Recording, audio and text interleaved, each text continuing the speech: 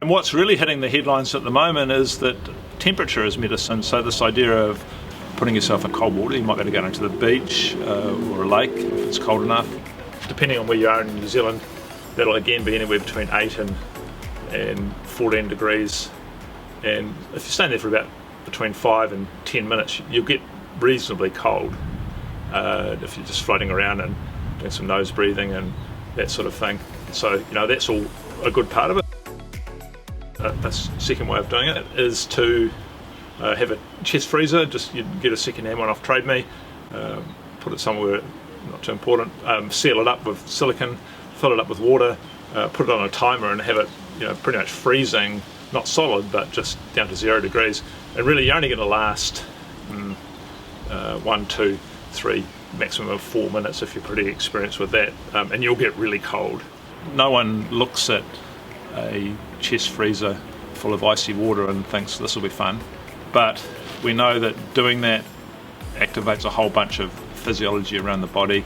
You'll upregulate your fat cells to now be these highly metabolically active brown fat cells, and because metabolic rate is well-being, you're going to feel better.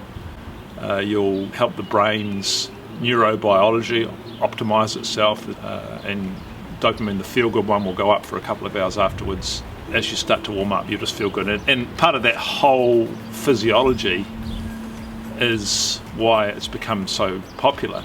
So the question is, how do you prepare yourself to do this? Because it's actually quite stressful. And when you put yourself in the cold water, obviously there's an initial shock.